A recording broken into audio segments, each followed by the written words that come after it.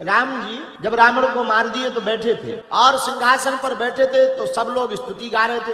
राम जी स्तुति सुनते सुनते अपने हाथ ऐसा किए और अपने ऐसे हाथ को देखने लगे, बढ़िया, और हाथ को ऐसे ऐसे थपकी मारने लगे। तो जानकी जी देख करके मुस्कुराए, बोले सरकार ये क्या है? राम जी बोले देवी जी ये वही हाथ हैं जिन्होंने रावण का वध किया, रावण को मारा, ये कोई साधारण हाथ नहीं है। भगवती मुस्कुराई, कुछ बोली नहीं, लेकिन उसी समय कुछ महात्मा रोते रोते आए।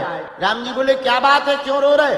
अरे बोले सरकार आपने तो 10 मुंह का रावण मारा, एक और राक्षस पैदा हो गया। राम जी बोले कौन सा? महात्मा बोले महाराज आपने जिसको मारा वो तो 10 मुंह का था, लेकिन वर्तमान में सबसे ज्यादा खतरनाक 1000 मुंह वाला सहस्त्र रावण प्रकट हो गया। राम जी बोले चिंता मत करो, हमारे ये वही भुजाएं हैं जिन्होंने प्रण लिया था, निशाचरों से भूमि को हीन करने के लिए प्रण लिया था। चलो महात्माओं हम सहस्त्रार रावण को भी मारेंगे। अब सहस्त्र रावण के पास राम जी गए, बाण मारा, अट्टहास करते हुए रावण सहस्त्र रावण हंसने लगा 1000 मुंह वाला। महाराज उसको ऐसा वरदान था कि उसकी एक बूंद भूमि पर गिरे तो 1000 रावण और पैदा हो जाते, और एक को मारो एक बूंद गिरे 1000 रावण, और 1000 के फिर 1000 प्रकट हो गए। पूरी पृथ्वी पर सहस्त्र रावण का आतंक हो गया, रावण मरने का नाम ही ना ले। अब राम जी चिंता में, राम जी के साथ भरत जी युद्ध में, लक्ष्मण जी युद्ध में, शत्रुघ्न जी युद्ध में, सब ठंडे पड़ गए। बोले क्यों? बोले इसको मारने से कोई मतलब ही नहीं, एक बाण मारो 1000 पैदा हो जाते। तो श्री किशोरी जी विश्राम कर रही थी, जानकी जी माता।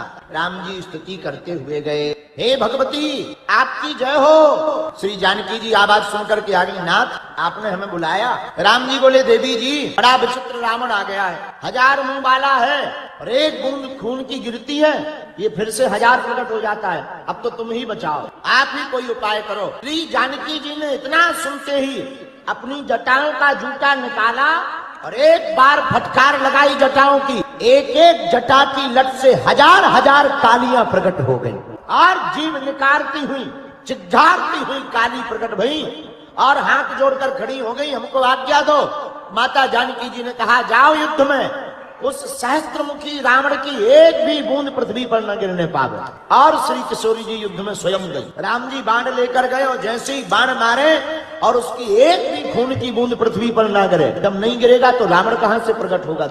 और उन काली ने पूरे खून को पी लिया और प्रभु श्री राम ने प्रतिंचा पर धनुष चढ़ा करके सहस्त्रमुखी रावण को परास्त कर दिया और उसके जैसे ही हृदय में बाण राम जी का लगा, धराशायी होकर के पृथ्वी पर गिर पड़ा।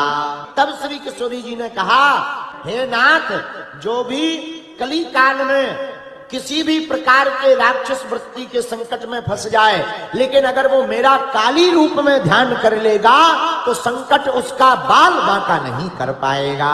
वीडियो अच्छी लगी हो तो वीडियो को लाइक करें और चैनल को सब्सक्राइब करके बेल नोटिफिकेशन को ऑल पर सेट करना ना भूलें। जय श्री राम।